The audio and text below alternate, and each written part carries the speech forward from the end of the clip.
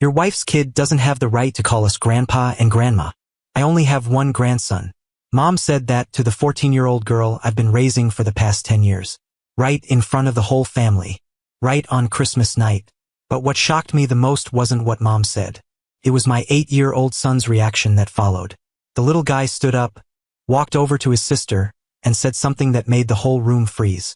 Before I get into the details of this story, let me say thank you from the bottom of my heart. Thank you for taking the time to follow this story. Hello everyone. I'm Marcus, a 38-year-old industrial electrical engineer in suburban Columbus, Ohio. The story I'm about to tell happened on Christmas night last year, but it had actually been building up for a decade. I work for a company that specializes in electrical system maintenance for manufacturing plants along the Rickenbacker Industrial District, south of Columbus. It's not glamorous work, but it's enough to support my family on about $62,000 a year. I wake up for work at 5 a.m. and come home when the sun has already set. That's been my life for the past 15 years. And it was during those busy years that I met Rachel. 11 years ago, I got electrocuted while fixing an industrial electrical panel. The burn wasn't too severe, but it was enough to land me in the emergency room at Mount Carmel East Hospital on East Broad Street. Rachel was the night shift nurse that night. She bandaged my wound, and I'll never forget how she laughed when I tried to act calm, even though my hand was shaking from the pain. We talked for 2 hours while waiting for the doctor to sign my discharge papers. But what made me come back to the hospital the following week wasn't just Rachel. During that first meeting, she told me she had a little girl named Lily, who was only 4 at the time. Lily's biological dad left when she wasn't even a year old. No explanation, no phone calls, no child support. Rachel was working and raising her daughter alone, renting a small apartment in Whitehall, about 15-minute drive from the hospital. The first time I met Lily was on my 3rd date with Rachel. The little girl was sitting on a high chair at the Waffle House on Hamilton Road, her tiny hands holding a plastic fork, looking at me with curious but cautious eyes. I didn't know what to do, so I just sat down and asked what she liked to eat. Lily looked at me for a moment and answered, pancakes with smiley faces. Simple as that, but I knew I'd fallen in love with both of them. From then on, everything flowed naturally, as if life was meant to be. Lily started calling me Uncle Marcus, then gradually just Uncle. I took her to Schiller Park in German Village every Saturday afternoon, taught her how to ride a bike on the little path along the Scioto River, and read her bedtime stories whenever Rachel had to work night shifts. I treated Lily like my own daughter, even though the legal paperwork didn't recognize that. A year later, I proposed to Rachel. We had a small wedding at St. Mary's Church on 3rd Street, with just family and a few close friends in attendance. Lily was our flower girl, wearing a pink dress she picked out herself at Target. It was one of the happiest days of my life. 2 years after the wedding, Mason was born. The little guy was the joy of the whole family, but what was most special was how Lily loved her little brother. She was only 7, but already knew how to help Mom change diapers and knew how to sing him to sleep with songs she had made up herself. Watching the 2 siblings together, I believed our little family was perfect, but there was a dark corner I deliberately avoided looking at. My parents, Harold and Patricia Webb, live in suburban Westerville. They've been retired for 5 years. Dad used to be a warehouse manager for a food distribution company, and Mom was an accountant for a small dental office. Their life was stable, neither rich nor lacking, and they never accepted Lily. For 10 years, they treated her like an outsider, not hateful, not abusive, but not loving either. Lily was like a shadow at family gatherings, a name mentioned with polite indifference, a child who always received cheaper gifts while Mason got expensive ones. I saw it all. I knew it all, but I kept telling myself that time would change everything, that my parents just needed more time to open their hearts. I was wrong. Time didn't change anything. It just let everything build up, simmer, until it exploded. And last Christmas night, everything I'd tried to hold together for 10 years completely collapsed in just a few minutes.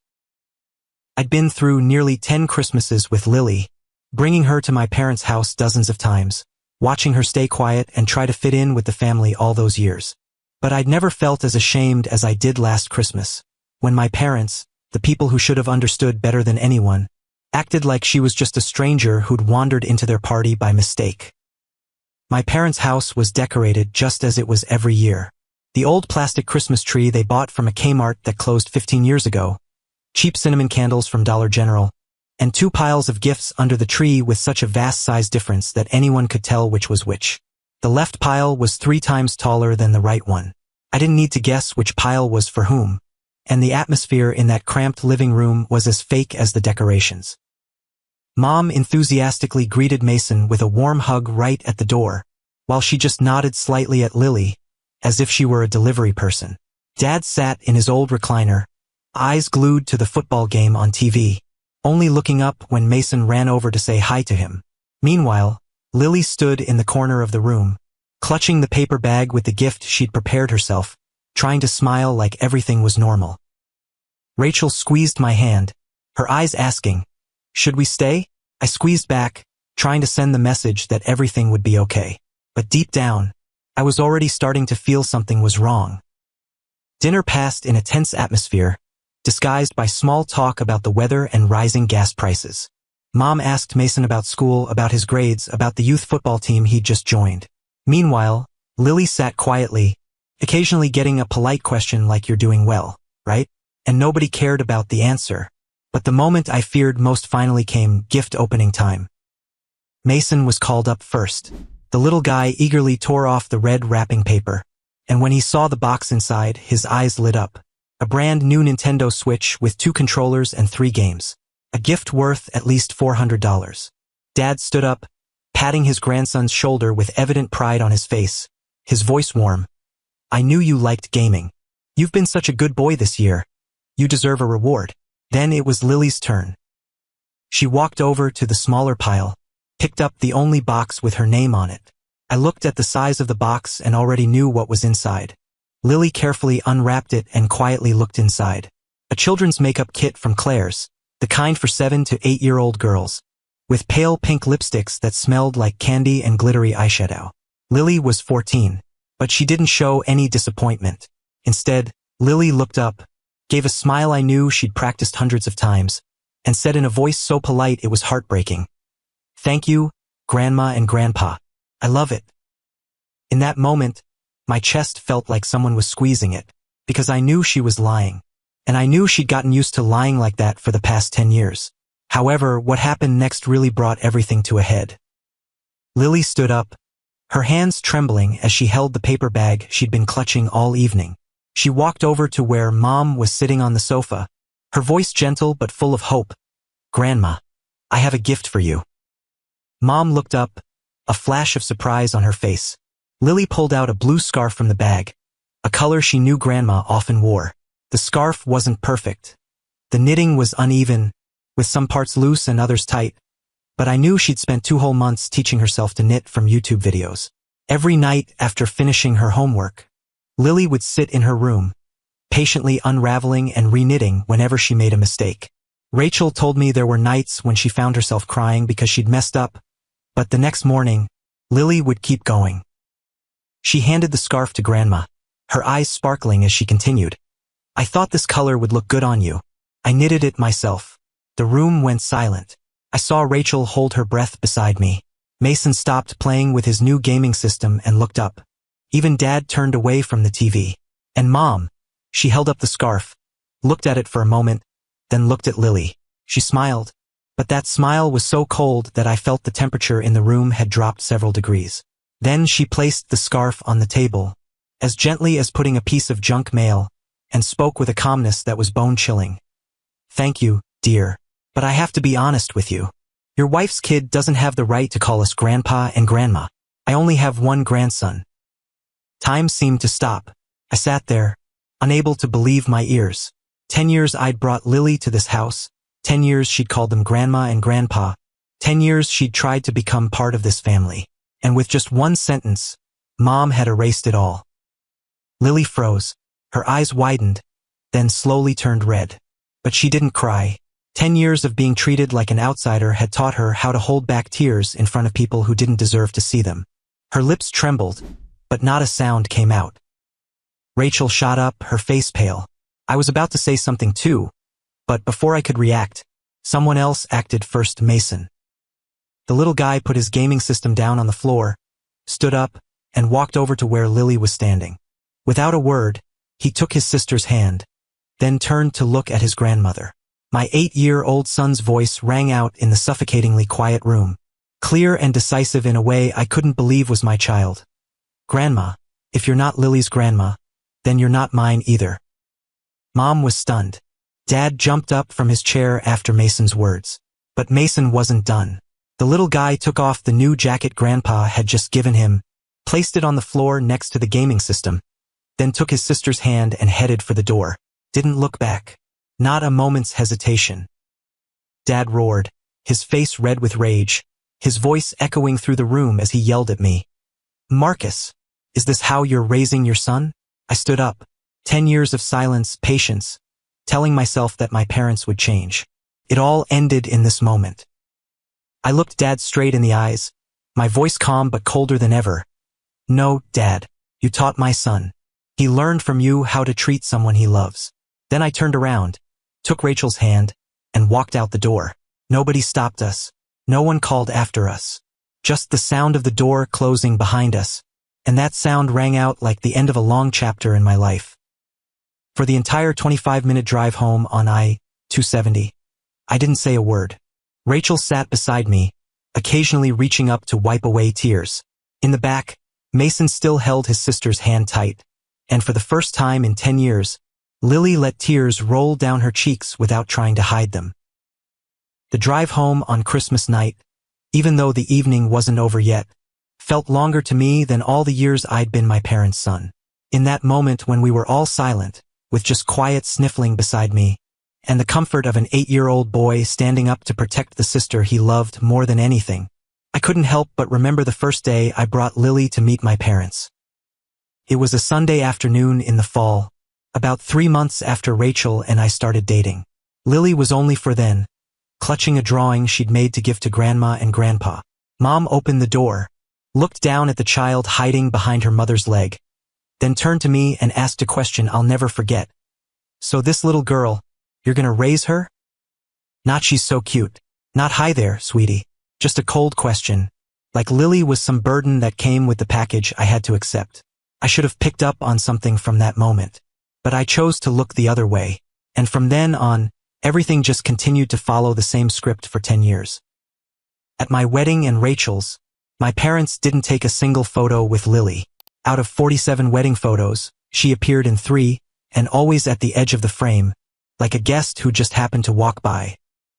The day Mason was born, my parents showed up at the hospital within 30 minutes, bringing flowers, balloons, and an expensive crib they'd ordered 2 months in advance. They stayed all day, taking turns holding their grandson, crying with joy.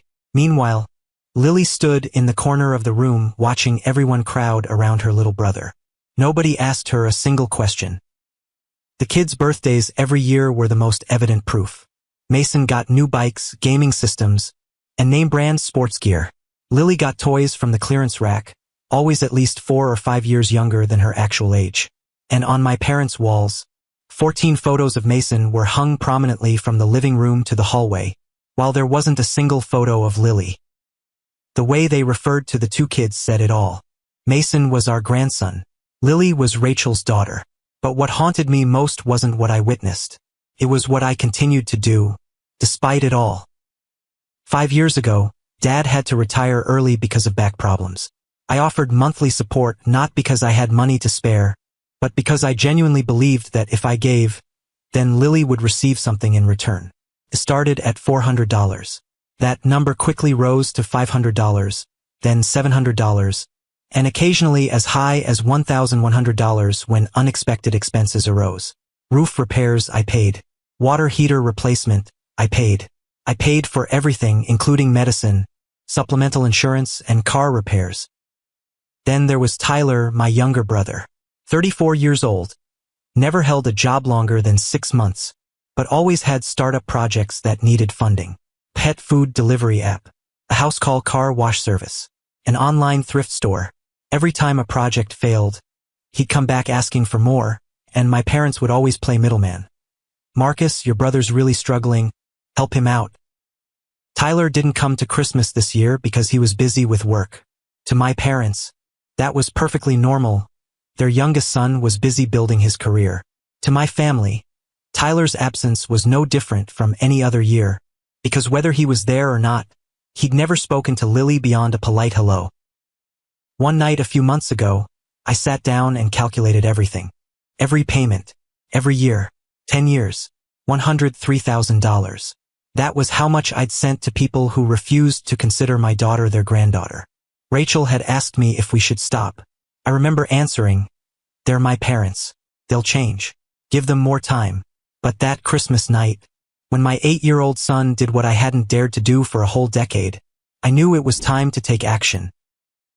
When we got home to our place in Reynoldsburg, I'd never felt as ashamed in front of Lily as I did that moment. She walked through the door, head down, not saying a word. I pulled her close, hugged her tight, and said the things I should have said a long time ago. "Lily, I love you. I love you just as I love Mason. There's no difference at all. No matter whose kid you are, no matter what the paperwork says, no matter what other people think, to me, you're part of this family. That will never change." She still didn't say anything, just nodded, eyes looking down at the floor, tears falling. That quiet acceptance hurt my heart more than any words of blame could have. Luckily, Mason once again did what I couldn't do. The little guy ran over to his sister, took Lily's hand, and said thoughtfully, "Lily, I'm sleeping with you tonight. I'll protect you. If anyone says mean things about you again, I'll punch them." Lily looked at her little brother, and for the first time since they left Grandma and Grandpa's house, she smiled. Just a small smile, but enough for me to know she'd be okay. In that moment, I turned to look at Rachel. She was watching the two kids, tears streaming down her face. We didn't need to say anything, just stood there watching Mason lead his sister upstairs, listening to him promise to tell her stories until she fell asleep. That was the moment I realized I had a real family, and it was also the moment I decided I'd protect that family at all costs. Around 11 p.m., the kids were fast asleep. Rachel sat on the bed, back against the headboard, lost in thoughts I could probably guess. I sat at the desk in the corner of the room, opened my laptop, and logged into my Chase bank account. The screen showed my list of recurring payments. Monthly support for my parents, $850. Supplemental health insurance for Dad, $200. House maintenance fund, $150. A total of $1,200 every month, not counting the emergency expenses and money loaned to Tyler. I moved the cursor to the first payment. My finger hovered over the cancel recurring payment button. Click. "Are you sure you want to cancel this payment?" "Yes." From behind me, I heard Rachel's footsteps coming closer. She put her hand on my shoulder, her voice gentle but full of worry. "Marcus, I don't want you to lose your family over this. Maybe Mom just spoke without thinking. She might regret it." I didn't turn around, eyes still on the screen. Lily's been calling them Grandma and Grandpa since she was 4. They had a whole decade to think, to change, to love her even a fraction as much as they love Mason. They chose not to. Click. The second payment was canceled. Rachel squeezed my shoulder tighter. "But they're your parents." I stopped, turned to look at my wife. In her eyes, I saw worry and guilt because she thought she was the cause. I took her hand and pulled Rachel down to sit beside me. "And Lily is my daughter," I said slowly. "From the day I married you, she became my daughter. I haven't protected her long enough. I stayed quiet too long. I let her suffer because I was afraid to face my parents." Each click felt like a knife cutting invisible threads that had bound me. Painful, but also liberating. When the last payment was canceled, the screen displayed, "You have no recurring payments." I looked at those words, feeling like I just put down an enormous burden. Rachel turned to me, her voice quiet. "Are you sure?" "I've never been more sure." We sat in silence.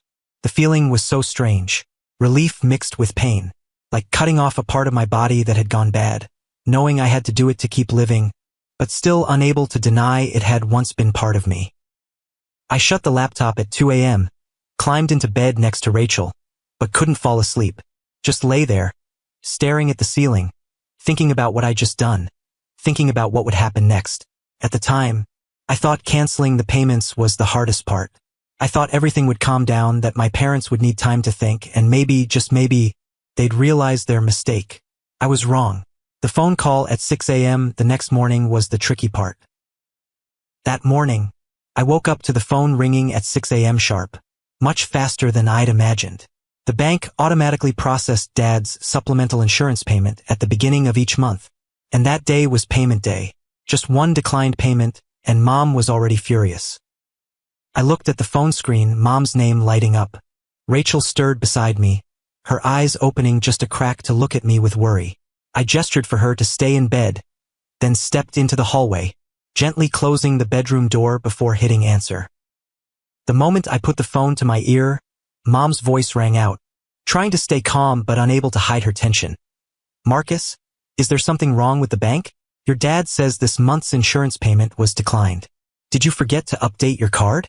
I stood in the hallway, back against the wall, and took a deep breath. Nothing's wrong with the bank. I canceled it.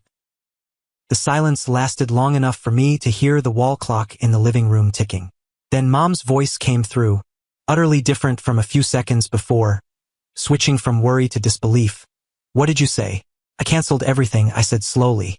You said my wife's kid doesn't have the right to call you grandma. Well, my wife's kid doesn't need grandparents to have my money either. Immediately, Mom screamed into the phone, loud enough that I had to hold it away from my ear. These are two different things. I was telling the truth. That girl isn't Webb blood. You can't cut off your parents' money because of some kid who's not even related to the Webb family. Faced with Mom's rage, I closed my eyes, trying to keep my voice calm. Lily is my daughter. If you don't, you do nothing that. I have nothing more to say. Marcus, you listen to me. I hung up. Then, I turned the phone completely off. Standing in the quiet hallway, I looked at the dark phone screen, feeling my heartbeat pounding in my chest, no sense of victory, a deep sadness and a strange relief intertwined. A few minutes later, Rachel appeared at the bedroom door. She didn't ask anything, just walked over to me, and we stood holding each other in the hallway until we heard the kids starting to wake up. But that was just round one. 2 hours later, while the whole family was having breakfast, Rachel's phone buzzed. She looked at the screen, then gave me a confused look. Tyler. I reached out to take the phone. Lily and Mason were sitting at the dining table, both looking up at me curiously. I gestured for Rachel to watch the kids, then stepped out to the backyard, closing the glass door before answering. The moment I put the phone to my ear, Tyler was already yelling. What the hell are you doing, Marcus? Mom called me crying all morning.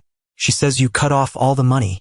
I looked out at the backyard, where the swing set I'd installed for the kids was swaying gently in the morning breeze, then replied calmly. I cut the money because Mom told my daughter she doesn't have the right to call her grandma, right in front of the whole family, right on Christmas night. After hearing this, Tyler laughed bitterly, then spoke with complete contempt.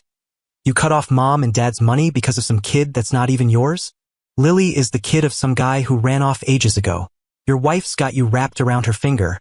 Wake up. Faced with my brother's insults, I gripped the phone tight, feeling anger boiling up in my chest. But I didn't let it explode. Instead, I took a breath and replied with a voice cold as ice. Lily is my daughter. What's your real problem here, Tyler? You're scared there won't be anyone to fund your next failed project, right? Silence on the other end.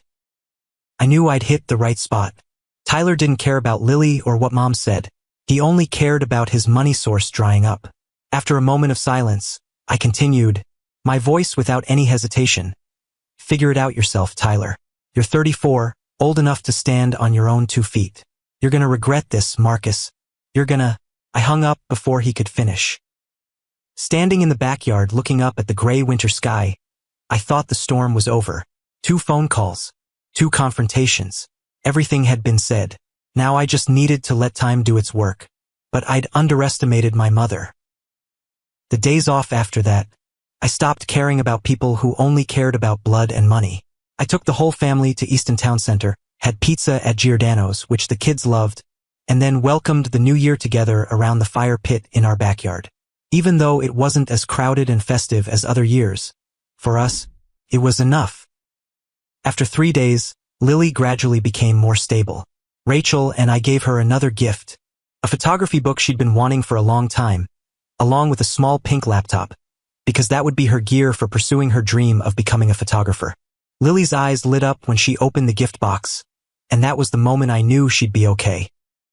As for Mason, we gave him a Star Wars Lego set he'd been eyeing for a whole month. But what moved me most was when he said to me, "Dad, as long as she's happy, I'm happy too." I blocked all calls from my parents and from Tyler. I thought that was the final boundary, that they'd understand and leave us alone. But I was wrong. 3 days after Christmas, an old high school friend texted me, "Marcus, you should see what your mom posted on Facebook." I opened the app, found Mom's page, and my heart felt like someone was squeezing it when I read the words on the screen. The post included a photo of me when I was 10, grinning next to a new bike. Below it was a long status. "This is my son. I raised him for 38 years. Now he's cutting ties with his elderly parents because of a child who's not our blood. His wife has completely manipulated him. I've lost my son." Right below that, Tyler shared the post with a comment. "My brother has completely changed since marrying her. This is how she's isolating him from his blood family." Hundreds of comments poured in. "Poor woman. This guy's so ungrateful. Blood is everything. How can you abandon your parents for an outsider?" Praying for her to be reunited with her son soon. Rachel read those comments, her eyes turning red, then turned to ask me, "Do you want to respond?" I thought for a moment. Write a lengthy post explaining everything? Tell about the $103,000 I'd sent them? List every time they discriminated against Lily? No, I didn't need to do that. I just posted one photo. The blue knitted scarf with uneven stitching is lying on the wooden table in my living room, with a simple caption, "My 14-year-old daughter. She taught herself to knit for 2 months to make a gift for the person she called grandma. That woman refused it and said, 'Your wife's kid doesn't have the right to call us grandpa nothingma.' I have nothing more to explain. No attacks, no mention of money, just the truth and the scarf." A few hours later, the comments under my post began to change. "She said that to a 14-year-old? The girl's been in the family all these years and still isn't considered a grandchild? The scarf is so beautiful. Poor kid. I can't imagine anyone saying that to a child." And then the comments under Mom's post began to change as well. People began asking questions, started doubting, started seeing the other side of the story.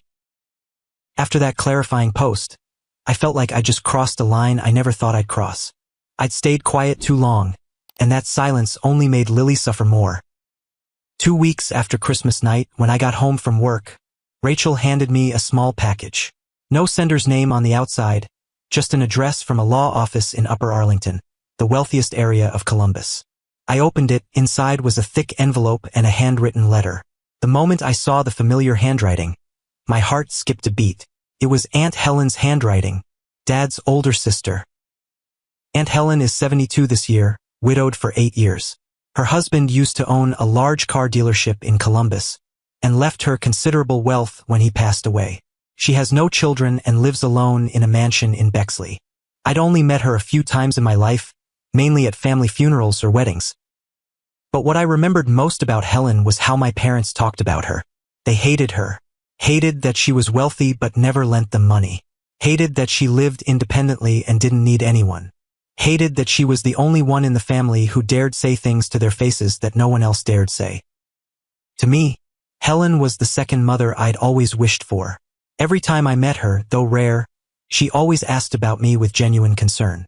She was the only family member who sent a congratulations card when Lily entered 6th grade, even though she'd only been with me for a few years then. I opened the letter, my hands slightly trembling. The first line read, "Marcus, I've read everything online. I didn't call because I wanted you to receive this first." I flipped to the thicker envelope and opened it. Inside was a stack of notarized legal documents. A trust fund for Lily Mitchell Webb and Mason Webb. I continued reading the letter, line by line. "I met with my lawyer last week. The portion of my estate I had planned to leave to Harold and Tyler will now be placed into a trust fund for your children. Both of them, Lily and Mason. This is my gift to Lily, my granddaughter. Tell her that she is blood family, no matter what anyone says." I paused, swallowed hard, then kept reading. "Look at my life and tell her about it. I don't have children, not because I didn't want them, but because life didn't give me that opportunity. But I understand one thing, Family isn't defined by blood. Family is defined by love and choice. You chose Lily, and I choose both your children. As for Harold and Patricia, I'll just say this, pride won't feed them in their old age. But that's their choice, not yours. The last line of the letter made my eyes blur. Tell Lily I'd love to receive that scarf, if she still wants to give it to someone. I promise to wear it every winter. I sat in the living room, looking at the letter and legal documents in my hands. Rachel came over and sat beside me, not saying anything, just putting her hand on my shoulder. And for the first time since Christmas night, I cried, not from sadness, but from realizing that amid all this chaos, there was still someone who saw Lily the way I saw her. Still, someone who understood that love doesn't need a birth certificate to prove itself. After receiving the letter and documents from Aunt Helen, I knew I needed to talk to Lily. That evening, when Mason was fast asleep, I called her down to the living room and told her everything. About Aunt Helen, about the trust fund, about having someone in this family who truly considered her a real granddaughter. Lily sat quietly listening, her eyes gradually turning red. When I finished, she hugged me tight, tighter than she'd ever hugged before, then whispered words that made me tear up. Thank you, Dad. Not thank you, Uncle Marcus, like that first day we met. Not thank you, Uncle, like the years after. But thank you, Dad. Rachel came out from the hallway, carrying Mason. Turns out the little guy wasn't sleeping but had snuck down to listen. The four of us hugged in the living room, nobody saying anything more, just the sound of the ticking clock and the warmth of people who truly belong together. As for the other family, I heard the months after were very difficult for them. The money I'd been sending monthly suddenly disappeared, and debts started piling up. Eventually, they had to sell the house in Westerville to make ends meet. Tyler disappeared after hearing about Aunt Helen's will, probably went off to find new funding sources for startup dreams that would never come true. And that was the price they paid for refusing to love a child for all those years. The $1,200 a month I used to send them, I now use for better things. Opened a savings account to buy Lily her first car when she goes to college. Take Rachel to the spa once a month because she deserves to rest. Let Mason join the football team he'd been dreaming about. Small things that bring absolute joy to the people I love. A year has passed since that Christmas night. We're living more peacefully than ever. We travel more, and write to Aunt Helen more often. Last week, she sent us a photo from Switzerland, in which she's smiling, wearing the blue knitted scarf with uneven stitches around her neck. Lily looked at that photo for a long time, then smiled, the first genuine smile since last Christmas night, and I knew the wound in her heart was slowly healing. That's the end of my story. Do you think I went far enough? Was decisive enough? Leave me a comment with your thoughts. Don't forget to subscribe to the channel and hit like on this video to support stories like this one. See you next time.